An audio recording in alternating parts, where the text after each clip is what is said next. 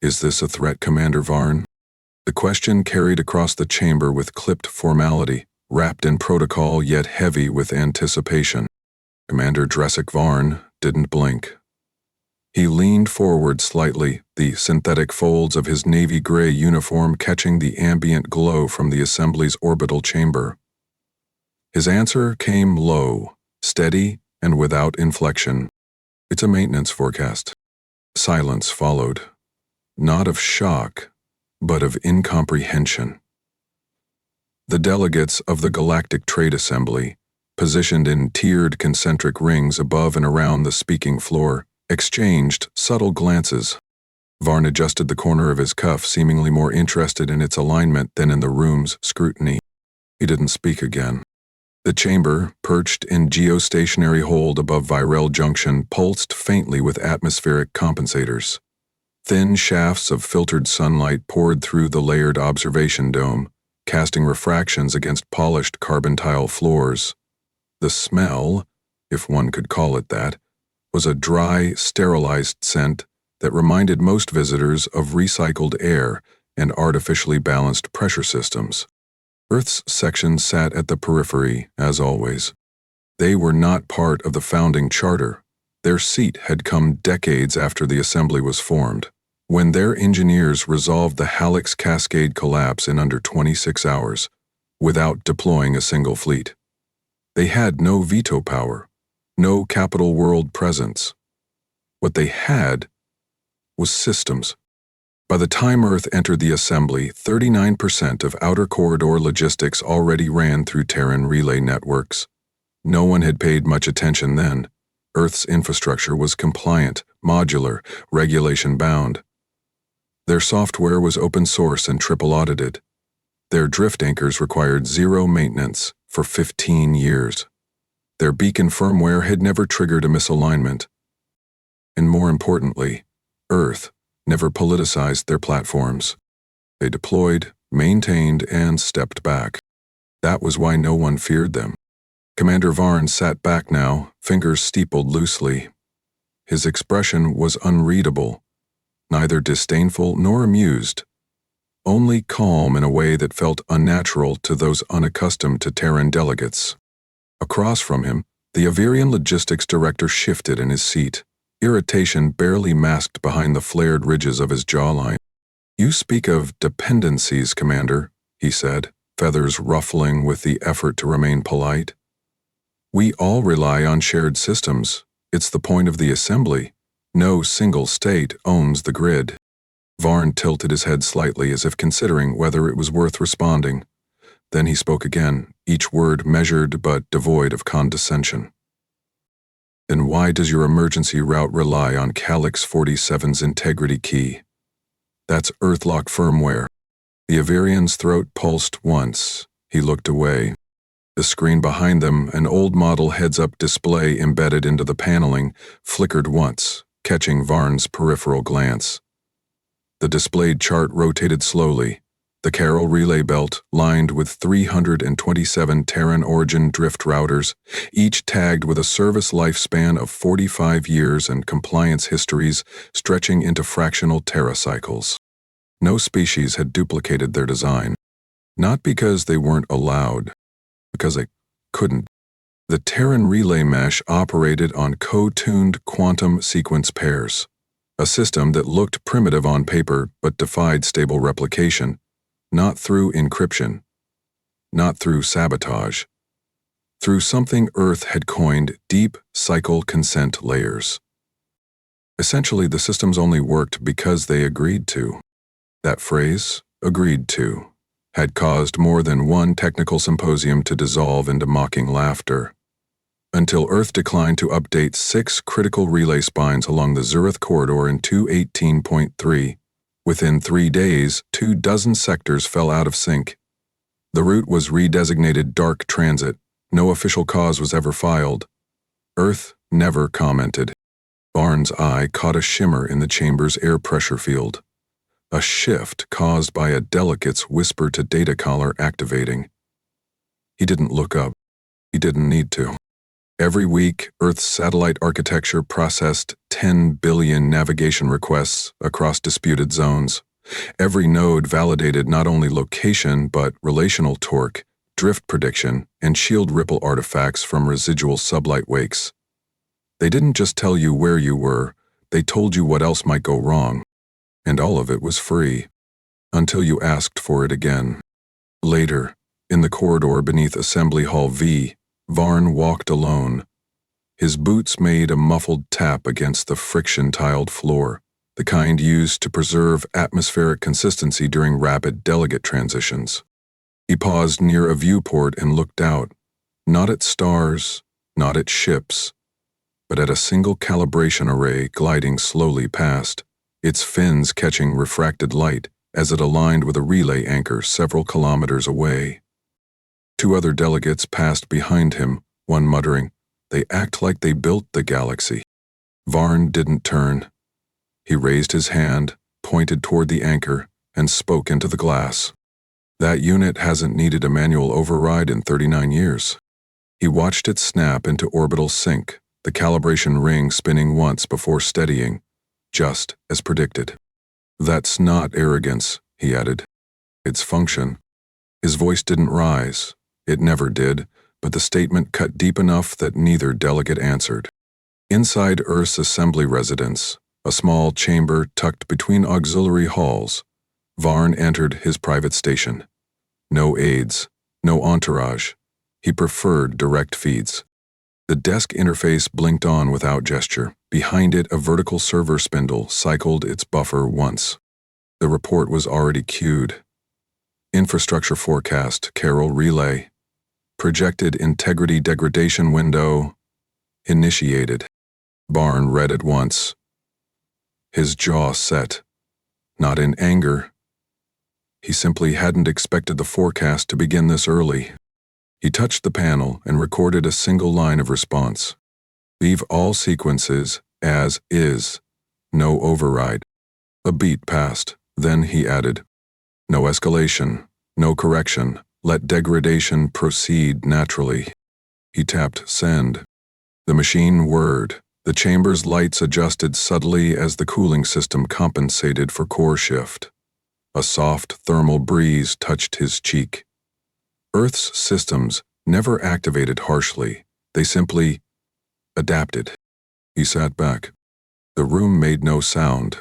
Not because it was silent, because nothing needed to be said anymore.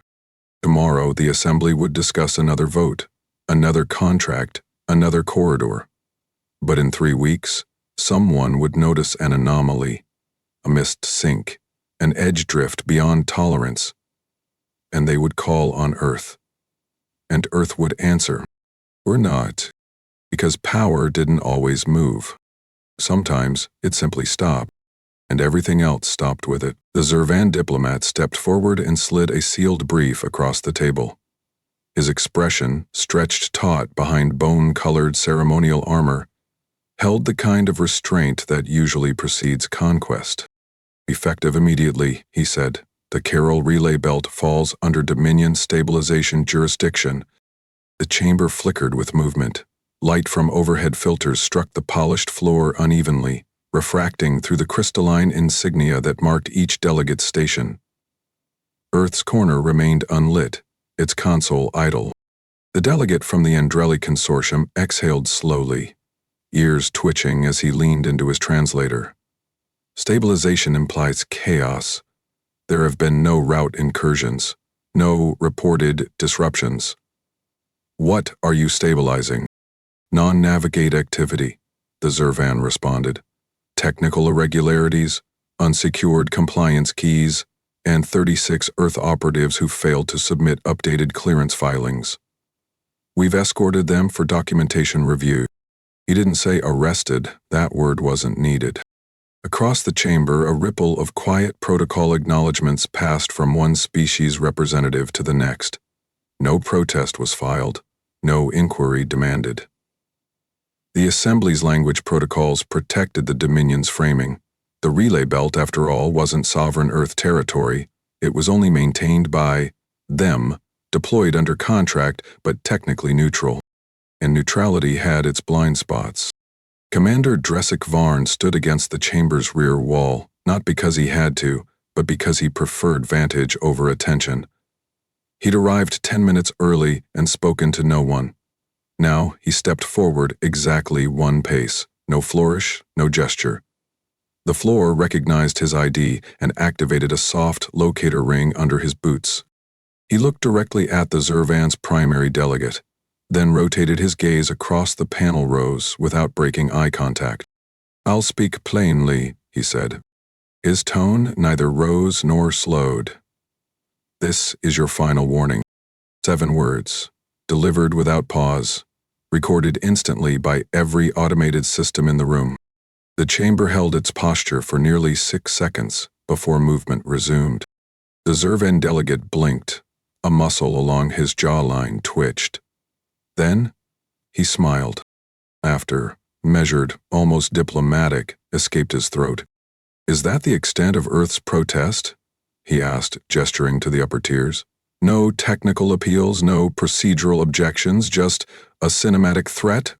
He turned to the delegates seated along the inner circle. "Gentle beings, we've just been treated to what I believe is called a Terran cold read. A performance with all the menace of a documentary narrator." The room laughed. Varn didn't respond. He stepped back. The locator light under his boots faded. He didn't speak again that day. News of the statement traveled faster than the detention records.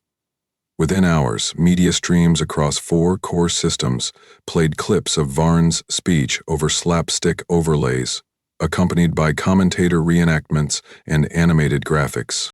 One feed inserted popcorn buckets into the hands of the delegates. Another looped Varn's words with edited inflection, turning his monotone delivery into a mock opera aria. The headline on the top-viewed broadcast read, "Earth gets theatrical. Final warning or final joke." The footage reached billions. No one reported on the relay systems themselves. In orbit over Junction Post 12A, 36 Earthborn technicians sat in separated holding rooms. The corridors were bare, their uniforms replaced with neutral-grade station wear. Every 2 hours, an administrator requested biometric access codes to various subsystems across the Carol network. Each time, the request was logged. Each time, the response was the same. "I don't have those keys, they're rotated from Earth." Zurvan security teams didn't interrogate further. They didn't need to. The action had already served its message. Earth may manage infrastructure, but infrastructure doesn't imply ownership. In the Dominion's view, control was always a matter of enforcement, and enforcement was in motion. The Assembly filed no objections. The legality of the seizure was classified under procedural review. Earth didn't request arbitration. They didn't summon allies. They didn't activate a single fleet. From orbit, the Carol Belt shimmered with traffic, its lanes illuminated by synchronized pulse lights from hundreds of automated relay towers. None of them blinked out of sync. None failed to transmit. On paper, every subsystem appeared functional. The Dominion's military analysts sent reports marked "No anomalies detected." But a single line, buried in the diagnostic header of each report, changed with every transmission. Sync partner validation deferred. No one questioned it. Deferred syncs happened, usually when a controlling node temporarily disengaged. The systems always self-corrected. Until they didn't. 3 days after the vote session, a Zurvan broadcast aired an extended cut of Varn's statement, complete with post-analysis commentary. The presenter, dressed in Dominion blue, smiled at the screen as a playback looped behind him. "Let's be clear," he said. "Earth has no military presence in Cariol, no legal claim, no support from core systems, and now apparently no sense of drama." He leaned forward, smiling wider. If Earth really wanted to make a statement, they should have moved a fleet. Instead, they moved their mouths. Laughter followed, ratings surged. Earth's embassy released no comment. No press briefings. No press. Back at Earth's assembly office, Varn reviewed the detained technicians' statuses. Each one had declined to authenticate relay node access beyond their assigned local control privileges. He scanned the final summary file. Every response. Not authorized to modify Earthlink validation systems. He nodded. They weren't lying. He tapped a single query field on his console and entered. If a relay belt loses core pairing but retains command-compliant sequence, how long until feedback error propagates? The system processed, then returned. Unknown. Estimated cascading failures between 2 and 16 days depending on traffic density, drift conditions, and non-navic override attempts. He sat back. No override was needed. No retaliation required. They'd asked for control. They had it now. And Earth simply wasn't there anymore. Beacon 4 just dropped a second cycle.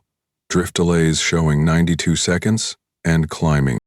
The technician didn't shout, he said it flatly, as though still hoping it wasn't real. Captain Renvoln stared at the forward nav panel from his chair aboard the Tess of R6, blinking at the abnormal route indicator. A small freighter, hauling composite grain panels to Tyran Forge, had just entered Carroll's outer corridor. It wasn't the first ship that week to report an error, but it was the first time he'd seen the drift gate reset mid-transfer. Rerun verification. It already is. Fourth time, the technician muttered, fingers moving across the console. Checklist says we're clear, but drift variance keeps compounding. Volan's jaw flexed.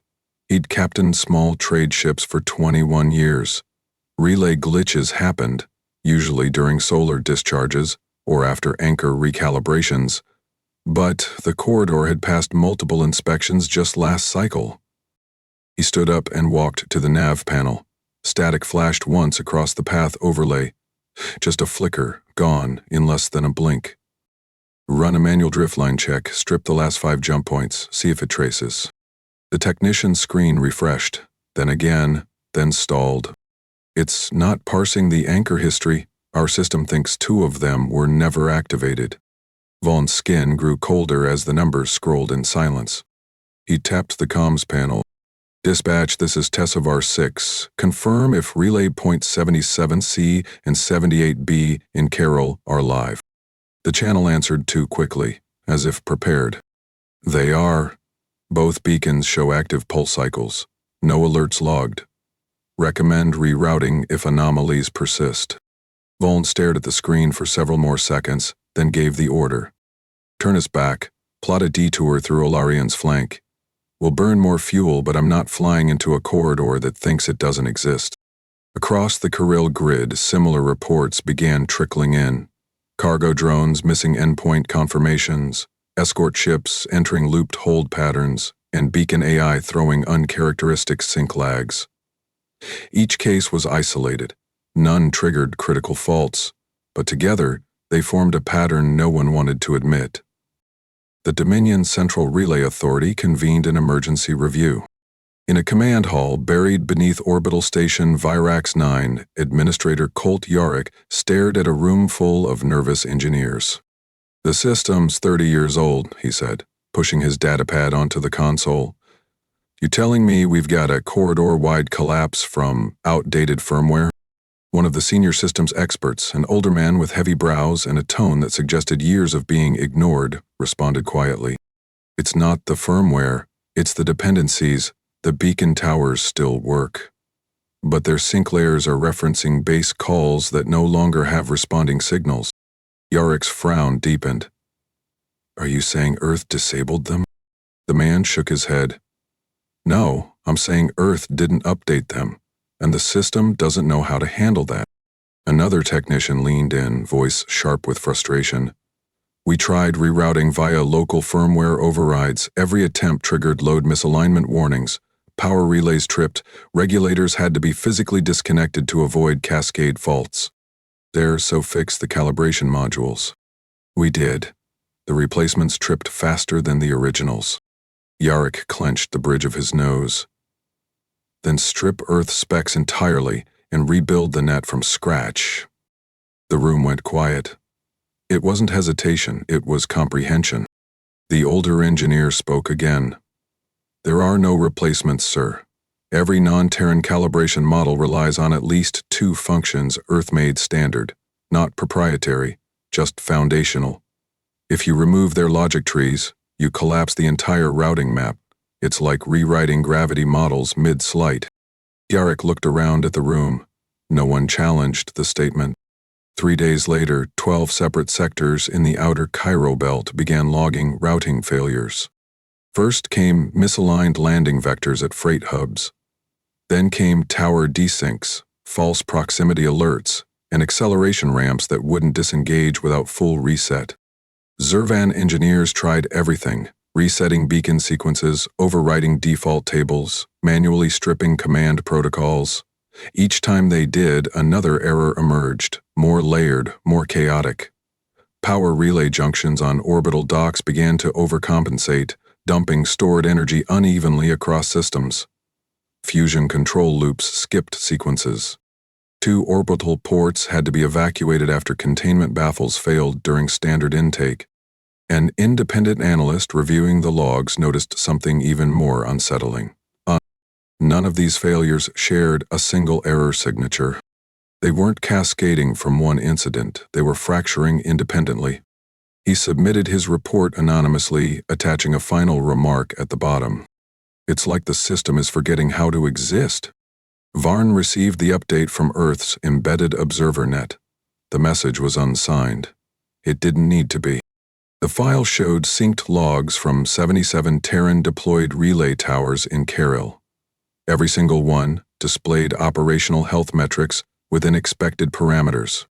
Status: compliant. Output: stable. Override requests: none. Update cycle: deferred by node authority. He leaned back in the chair inside Earth's assembly enclave. A ceramic mug, half full with cooling Kavix root extract, sat untouched at the table's edge. The interface didn't flicker, nothing beeped, no alarms triggered. He reviewed the technician detainment status again, still active. 36 Earth specialists, detained under administrative pretext, held in isolated rooms with no access to the corridors they'd designed. He tapped a feel and left one line of commentary. Function denied by consent withdrawal is not sabotage. He locked the file. No follow-up was issued. By the end of the week, Carol's inner corridor was operating at only 38% traffic capacity. Civilian haulers rerouted entirely. Mining syndicates submitted breach of contract filings. Satellite traders scrambled to draft alternate drift maps.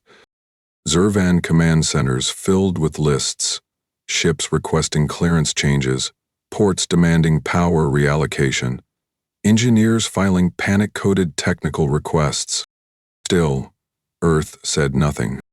Relay towers continued pulsing. Their logs showed perfect compliance. And yet, nothing worked. Because Earth hadn't changed a single thing. Lee had only stopped showing up. Captain Surin Varnex stood beneath the primary intake coil of Freight Dock 12, watching a cargo lift seize mid-desert. The mechanism froze, trembled once, then shuddered sideways into its own track casing with a metallic crack. Sparks leapt from the control panel nearby. The deck crew scrambled, barking commands over the screech of halted hydraulics. A week ago, Carol's relay systems had felt like a skeleton with missing nerves. Now, it felt like a body beginning to convulse. "Third failure this morning," his dock supervisor muttered, shoulders tense beneath his reinforced harness. "We reloaded every node with local firmware. Still nothing stabilizes more than a few hours." He gestured toward a diagnostic screen, embedded into the wall. The display showed an active sync report that hadn't refreshed since the last manual override, 47 minutes ago. Saren's jaw tightened. "How's the regulator suite?" "5 relays down. 6th might go if we attempt a 4th bypass." The captain scanned the platform. Cargo containers sat idle, most unopened. Heat lines visible in the air as the day cycle approached peak radiation. Freight signatures flickered out of sync along the tracking bar. Ordered. Orderful redirect. Shut this wing down, strip the anchors, and prepare to burn drift for Tannen Belt manually. That'll cost triple in fuel. cheaper than a cascading fault. The supervisor nodded grimly. Zarin turned to the corridor entry ramp and keyed his communicator. "Send word to Central Dispatch. We're rerouting entirely. Carol's dead weight." They weren't alone. By the third day of error propagation, 7 other commercial fleets submitted exit logs from the corridor. Satellite mining operations suspended extractions. Long-haul haulers, even those operating under Zervan contracts, began demanding alternate routing protocols or risk pay. Zervan Command attempted damage control. On board the flagship Jaraxxus Star, orbiting Karel's central relay sector, Specialist turned Jalvek adjusted the collar of his pressure suit and braced for the command briefing. Administrator Hearn Kelros stepped onto the platform with visible irritation. His face, usually clean-shaven and composed, showed a coarse layer of stubble. Sleeplessness had set in. "I authorized a Class A restoration crew 2 hours ago," Kelros announced. "They'll reach Beacon Spine 12 within the hour. The moment they're docked, they'll begin deep system reconfiguration. No more patch jobs. We strip the net down, relay by relay, and build it back with pure Dominion code." Jalvek frowned slightly. "Even the Terran core towers?" Kelros's eyes sharpened. "All of them?" The briefing ended with no further questions. Beacon Spine 12 had functioned without failure for 29 consecutive years. Its alignment array still rotated smoothly. Its anchor bore no exterior damage. But when the restoration team entered its core module, they found a control structure that responded technically, but wouldn't interface with non-Terran uplinks. Jalvek crouched at the central console, sweat running along his brow despite the chilled air. He reached for the validation key and inserted the Dominion's override code. The lights dimmed, a tone played. Not an error, a compliance alert. The message was simple. No recent contact with partner node. Authorization denied. He tried a second sequence, same result. Frustrated, he turned to the systems analyst beside him. "What node is it referencing?" "Origin paired drift key." Designation, Earth-based core authority. Location, off-grid. Jalvek stared at the response for several seconds before realizing the implications. Earth had never restricted access. They'd embedded Perry logic. The logic had worked for decades because the connection was never questioned. Now, there was simply nothing answering on the other end. Kelros slammed his hand against the hollow table surface inside the Jaraxxus Star's war room. "Then isolate it. We don't need pairing, just force local control." One of the engineers hesitated. "With respect, sir?" "That's already been tried, on Relay Block 7. Seeley said. Resulted in a complete surge. Shut down 2 adjacent towers. And the fallback? Local, reroute through subgrid 3F.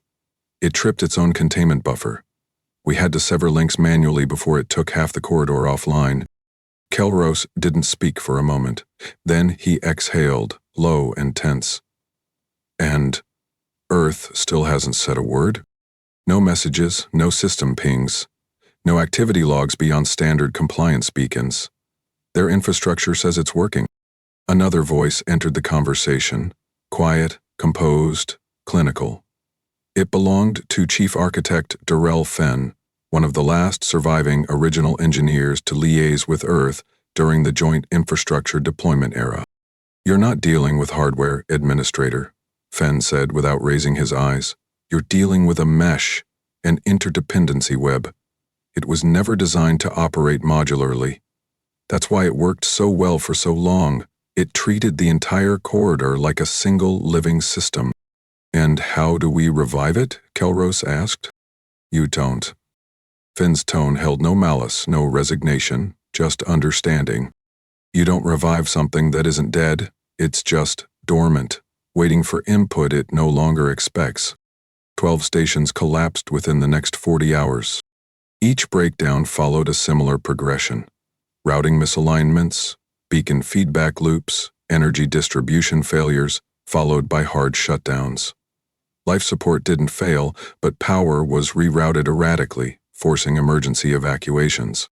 Zervan tried isolating the sectors, segmenting the network like quarantine zones. It only accelerated the degradation. Earth's framework had no provision for artificial segmentation. Everything expected unity. Without it, conflict resolution functions triggered recursive loops. Systems weren't attacking the Dominion. They were refusing to serve them. Assembly transcripts during this period contained sparse entries from Earth's delegation. Commander Dresic Varn was present during every session, seated in his usual corner, console active but untouched. One delegate finally addressed him directly during a closed-door session. "Commander Varn, surely Earth has data on this collapse. Will you assist?" Varn looked up not from contempt, but from a kind of distant politeness, like a man attending a meeting long after the answer had passed. He replied without shifting tone, "I have no collapse data. We haven't accessed Carroll systems since the last compliance update." "You're saying this is natural?" "I'm saying it's unattended."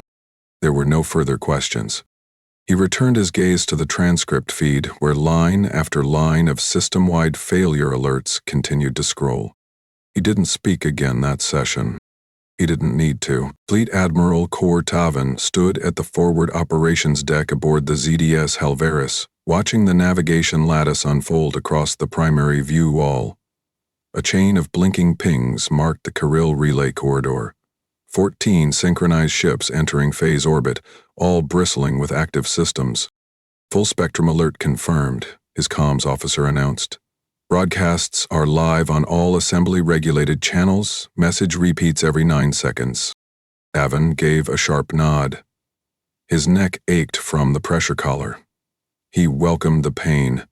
It gave the illusion of movement, a reminder that something in this failing corridor still obeyed direct input. "Cycle the main declaration again," he ordered. The ship-wide broadcast played through internal relay. "This corridor is under active Dominion regulation. Any Terran platform refusing handshake validation is subject to override. Further disruption will be treated as hostile sabotage." It repeated with tonal clarity. Neither threat nor plea, just Dominion protocol, stated as law. 14 ships, each equipped for long-range interdiction and hardened against signal intrusion, moved into staggered formation. Their drives remained throttled low, just enough to keep them aligned without triggering threat vectors. Their target wasn't Earth's fleet, there wasn't one. Their target was Earth's absence. No Terran ships were stationed in the corridor, no weapons platforms, no orbital outposts, no transmissions. And yet, the Zervan fleet had stopped receiving automated responses from every relay it passed. A vacuum of intent had taken hold, and that, Heaven decided, was aggression. "Status check," he barked. The responses came in rapid sequence. ZD's Varlek. "Static drift holding, nav stable." ZDS Calvir. "Subgrid handshake still pending. No response from any Terran validation gate." ZDS Jorvac. "Sync loop initiated. Jump anchor reset twice without trigger." Taven frowned. "Has Earth acknowledged the fleet's presence?" The comms officer hesitated. "Not directly. We're being recorded. Their central beacons are tagging us with neutral observer flags." No reply on active channels. No hails accepted. Tagging us without responding, Taven turned toward the tactical console. "Broadcast full pulse ping. Lock 'em into response indexing." "Already done, Admiral. No counterping returned. Signal verified and—" The officer froze. "Sir, we're showing loop telemetry." Avon crossed the floor and leaned over the display. Beacon sequences, normally stable, had begun to jitter. A half-second variance appeared on each tower's rotational axis. That should have been impossible. The display flickered. Grid overlays rewrote themselves and then restored, then rewrote again. "Is that a jammer?" he asked. "No, we're seeing clean inputs, but they're folding back into local echo frames." A second officer chimed in, sweat breaking across his forehead. "ZDS Helveris is now repeating its own course vector. Systems report clean alignment, but we're not actually moving." Guidance claims we're stationary, thrusters are active. That's not possible. It's happening. All ships report same. Taven reached for the hard override key on the console. Before his hand made contact, a sharp tremor ran through the deck. Not an impact. Something deeper. Inertial dampeners hiccuped as the ship tried to correct a misalignment that wasn't listed anywhere in its navigational feed. Shut down the drift anchor. We can't. Anchor's in a loop. Cycle the primary nav core. System is locked into self-confecting verification. It's only reading its last known valid state. Taven's hands dropped to his sides. The bridge lights dimmed, not from power loss, but from a fluctuation in the internal pathing grid. Multiple crews across the fleet reported identical behavior, working systems, active cores, and complete navigational paralysis. Weapons worked, shields held, thrusters cycled. Nothing moved. No ship could turn, disengage, or jump. They weren't dead. They were stuck. He activated the fleet-wide emergency channel. Initiate escape protocols, clear the bridges, force eject pods on rotation. Do not wait for standard signal stack. Across the corridor, emergency pods launched from all 14 ships. They dispersed like spores, each containing startled, conscious crew members. No injuries, no panic. But each survivor showed signs of temporary sensory disorientation. Not confusion. Erasure. They couldn't describe what went wrong. Most of them couldn't recall the final 15 minutes aboard their ships. Taven was pulled from the water recapture pod 40 minutes after launch, his hands shaking. When they asked what happened, he answered flatly, "It's not war. It's refusal." The recovery crews retrieved black box data from each vessel. The files were intact. System logs, status reports, drift alignment codes. But buried inside each one, under the root directory for flight operations, they found a single file. It was 2.1 seconds long. No timestamp, no data tag. Just voice. The playback opened with a quiet environmental curve, then a sentence, spoken with absolute stillness. "This is your final warning." No crackle, no delay, no distortion. The voice belonged to Commander Dresic Varn, and it had no source.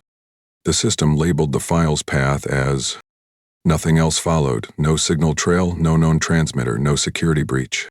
Just that same 7-word sentence, embedded in ships Earth had never touched. Back on the assembly floor, the transcript replayed the finding in silence. Delegates leaned forward, eyes scanning the displayed report. Marn sat motionless in Earth's station, hands folded before him. His console remained inactive. He did not react. He did not clarify. He did not smile. There was no further dialogue that day. Only realization. "I'm not asking for speculation," said Counselor Tharnvelen, his knuckles pale against the edge of the Assembly's data dais. "I'm demanding technical truth. This is not diplomacy.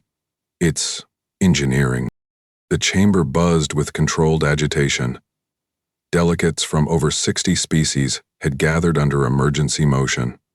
The footage from the Zervan fleet collapse had circulated across every system with registered interstellar traffic.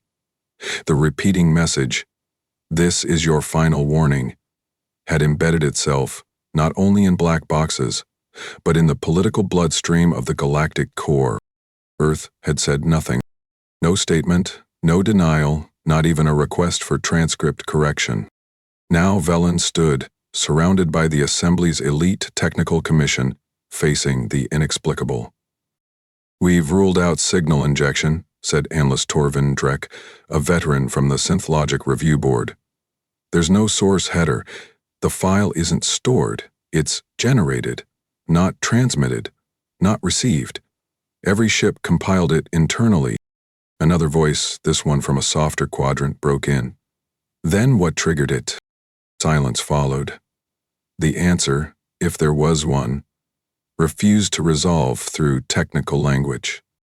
The lead data engineer from the Andorva Consortium finally offered what everyone feared. "Nothing." "Huh, that's the issue. There's no call and response. No handshake. The ships created the file as a final loop. Autonomous systems reached for absent validation. When they couldn't resolve, they produced the file as a terminal anchor. So Earth planted it? Someone snapped. No, that's not what I'm saying. They didn't hide a program. They built a structure that collapses when mishandled. The file is the result of the system dying cleanly. It's not a threat. It's an obituary.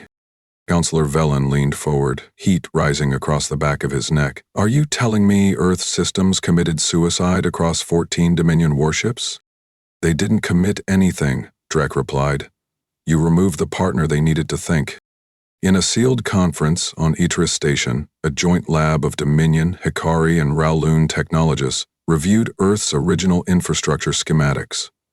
For 20 hours, they dissected the mesh logic of Terran calibration nodes, relay pulse cascades, and paired quantum routing lattices. They modeled theoretical sabotage pathways. They tested backdoor insertion theories. Nothing fit. The final findings stunned even the skeptics. There's no offensive layer, not a single line of hostile code. You mean it's hidden? No, replied Dr. Kareth Rao. I mean it's not there. The system isn't defensive or aggressive. It's cooperative.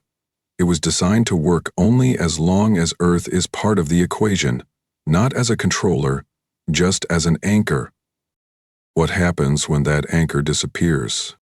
Raoul turned the display toward the group. It showed a modeled beacon network. One by one, each module failed, not violently, but gradually. Sync loss, feedback stalling, drift echo increase, power redirect instability. It forgets how to function. In the assembly chamber the next cycle, the Dominion introduced a formal accusation. Earth has developed infrastructure capable of passive system destruction through withdrawal. This constitutes a weapon of denial. Commander Drezek Varn stood when prompted, walked to the center dais and offered no greeting. We deployed open-source systems under assembly contract, he said. They were public, fully documented and audited by 12 independent parties. All of you use them freely. And now they're breaking, shouted a delegate from the Halion Circle. Without direct sabotage, without action, without war. How do you call that peace? Barnes' voice didn't change. You've mistaken cooperation for subordination. The systems depended on us because we never refused them. You assumed that meant we never would. And you embedded that voice, your voice, into our fleet systems?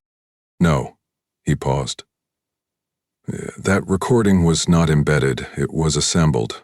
Each system, when faced with unresolved authority loss, constructed it from pre-authorized command phrasing. Then why your voice? Varn turned his gaze toward the assembly's upper level, where no delegates sat, only automated archivists and neutral observers. Because I issued the final synchronization key.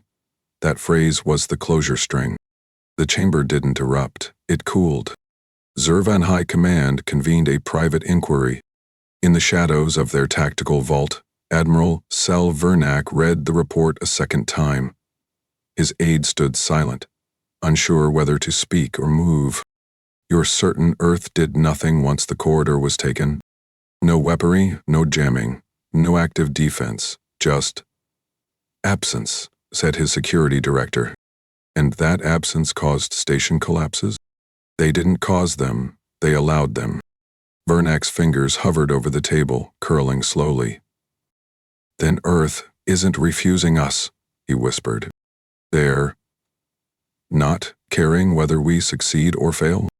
In a remote data observatory on the assembly's fringe node, a young Hikari coder leaned back from his console. His mentor glanced over. What's wrong? I just found the file again. The message? No. Something deeper. Look. He played the decoded system map on a side console. The nodes blinked like neurons, each responding not to orders but to mutual recognition. They didn't respond to code, they responded to familiarity. It's like the entire Terran infrastructure wasn't built as a tool set, he said slowly. It's an ecosystem. His mentor tilted his head. Me. If you use it without Earth's presence, it doesn't get angry. It just decays. And what about when Earth returns? The boy looked pale. I don't know if it would even recognize us anymore. Back at Assembly Center 1, Counselor Velen placed a final motion into the record. Suspend all Terran systems from active deployment until function stability can be replicated by non-Terran architecture. No one seconded it. No one wanted to risk it. And Earth still hadn't moved a single ship, not one fleet launched, not one station armed. And yet, in corner offices, emergency bunkers, and executive war rooms across 57 systems, the same question was being asked, quietly, behind locked doors. What else depends on them that we forgot was theirs? The formal apology arrived on a silver thread data core, Zervan's highest channel of diplomatic redress. It carried the Dominion seal, full signatures of the High Command, and time-stamped acknowledgments of all violations and misinterpretations. It named the seizure of Carol an operational misapplied escalation, and the detainment of Earth's technicians a regrettable breach of procedural trust. The apology was transmitted through every assembly pathway. Earth's node accepted delivery. No response followed. No statement, no meeting request, no reaction from Earth's embassy wing, just silent intake into their internal archive, logged without timestamp annotation. Counselor Revik Vorn, the Assembly's head of compliance, stared at the confirmation readout longer than necessary. They saw it, he said quietly. They just didn't think it needed an answer. Ambassador Solnik Tarvek of the Sire turned from the window. Or they knew an answer would shift more weight onto the moment. This way, they leave us staring into silence, wondering if we're supposed to fix it or just remember it. Bourne didn't speak again for the rest of that meeting. In the days that followed, Earth's assembly seats remained physically occupied but functionally vacant. Terran representatives arrived on time, reviewed transcripts, submitted required summaries, and never spoke. They didn't motion, they didn't vote, they didn't even share opinion on procedural extensions. Their screens stayed dim. Their presence felt more like a recording than participation. No complaints were filed. No protocol was breached. And slowly, the other species began adapting to the new void where Earth had once quietly shaped corridor frameworks, review boards, and risk modeling algorithms. Delegates who had once cited Terran logistical standards now pivoted to neutral terminologies. Infrastructure discussions shifted away from Earth-built systems entirely, as if they'd been sealed in a vault no one wanted to open. The fear wasn't of retaliation. The fear was of breaking something else they didn't yet understand. In the subchambers where assembly procedural language is drafted and filtered into vote-ready form, a junior clerk flagged an anomaly. Her console displayed a clause that hadn't appeared in the previous legislative revision. She leaned toward her supervisor. "Did you input this?" The man squinted at the line. "In matters of Terran origin, final warning denotes finality." "No," he said slowly. "That's not part of any ratified protocol. Should I delete it?" He hesitated. His hand hovered near the authorization key, but he didn't press it. "Leave it for now. Let it run the validation cycle." The phrase slipped through 3 screening tiers. No one flagged it. No one opposed it. When it reached the floor for vote indexing, there was no attribution listed. No sponsor, no author. It passed in full consensus. Unanimous. Without comment. Without a single recorded voice of dissent. The clause was never ratified into law. It didn't appear on official statutes or enforcement grids. It wasn't coded into fleet operational briefs or civilian route directives. And yet, within 2 cycles, it governed behavior. Contractual language across commercial transit hubs began including Terran integrity alignment as a default consideration. Relays previously shared under tri-faction authority were restructured to avoid triggering relay partner loss. And when Terran systems remained unresponsive, when drift corridors collapsed quietly, without damage or explanation, no one pushed for analysis. Instead, companies rerouted, assemblies paused investments, and colonial fleets adjusted long-term expansion routes to move around Earth's orbit of silence. On the private roundtable among high-clearance observers, a question was raised by an older diplomat from the Durrell sector. When did we stop trying to understand Earth?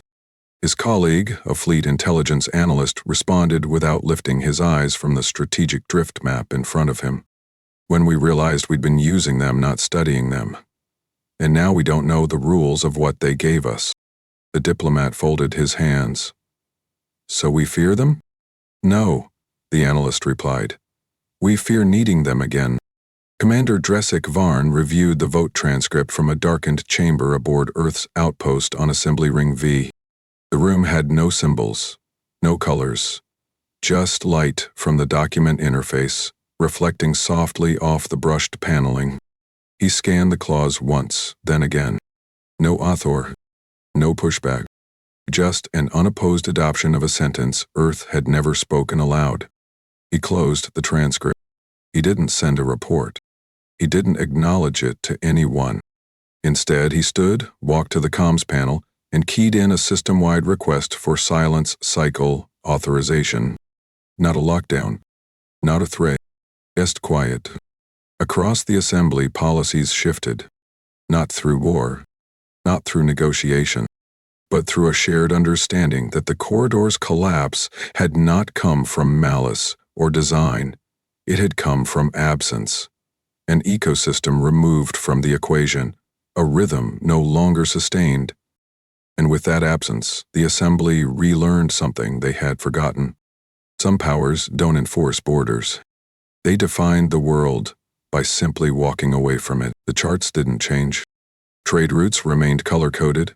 Relay sectors kept their coordinates. Assembly star maps updated region overlays. But the Carroll corridor still blinked in gray, marked inactive, not erased. But behind every updated map, inside every logistics forecast and sector deployment brief, a different layer was being drawn. Not by decree, not by war, by withdrawal, and by what stopped working after. 6 cycles after the collapse, Commander Dresic Varn left the assembly ring. He didn't announce his departure. No ceremony, no delegation. He logged his final attendance at 600 system time, returned his identity token, and boarded a quiet shuttle bound for a classified Terran alignment post outside jurisdictional reach. No statement accompanied his exit. But every diplomat on the inner floor noticed the shift. Earth hadn't left the assembly. They had stopped requiring it. Across the central sectors, shipping firms adapted silently. Revised drift lanes formed around former Earth-supported corridors. Carroll was now considered a red-class zone, still navigable in short bursts, but untrustworthy for sustained logistics. Privately, shipping contractors adopted a new internal label for Earth-borne relay chains: untouchables. No directive enforced this, no law forbade access, but after what happened to the Zervan fleet, no major corporate body wanted to assume liability. Legal departments rewrote route policies. Insurance providers increased rates 5-fold for anyone routing near dormant Terran infrastructure. One firm attempted a reactivation effort, contracting rogue engineers from fringe systems to bypass the dormant calibration towers. They disappeared. Their last location showed an untagged relay still sending standard ping responses. The system reported no abnormalities, no alert was triggered. The company scrubbed its public record. No investigation followed. In the orbital sector archives of Denarii V, a senior analyst named Braun Vell observed a repeating pattern across 4 commercial zones. All these relays, he said, pointing to synchronized drift anchors, still report compliant protocols, yet nothing passes through. His assistant raised an eyebrow. Could be just echo drift. Residuals? Ron leaned closer. They're aligned. Still working, technically, but once traffic attempts synchronization, system logs vanish from the queue. You think Earth is interfering? No, Brown replied. I think Earth isn't doing anything, and that's the problem. He submitted a report titled, Dependence-Based Infrastructure Collapse in Earth Adjacents, Unrecoverable Through Substitution. It was never published. His supervisor marked it inflammatory. Private sector boards began reaching out. Quietly. Representatives from supply chains, interstellar courier syndicates, and remote station operators began requesting indirect support contracts from Terran agencies. The language they used avoided attribution. Phrases like integration consultancy or relay synchronization review replaced terms like rebuild or reactivation. They didn't want Earth to reassert control. They wanted function to return. And function, they'd learned, came not from ownership or dominance. It came from Earth simply being part of the system. Earth accepted the contracts selectively.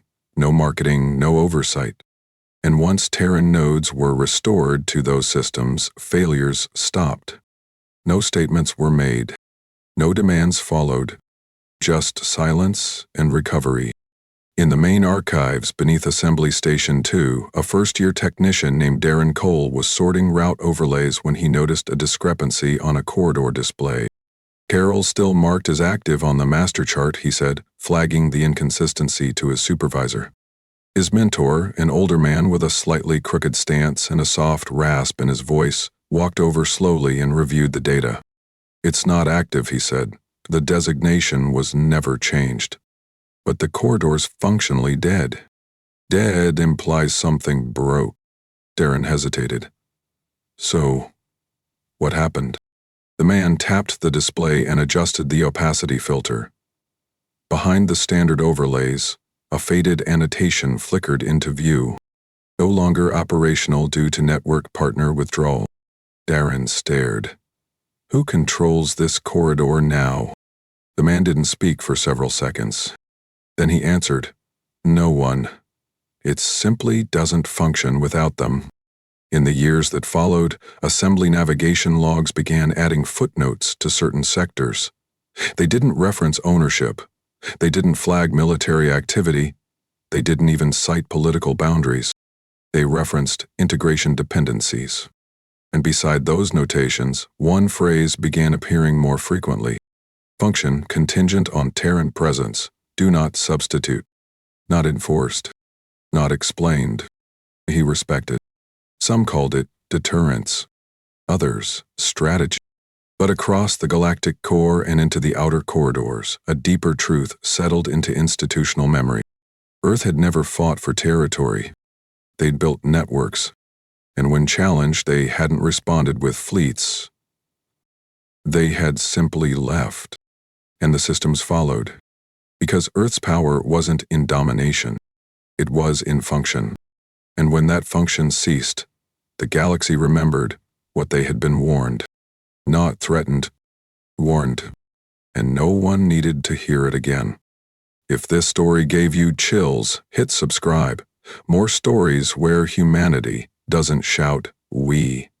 We remove the ground they're standing on.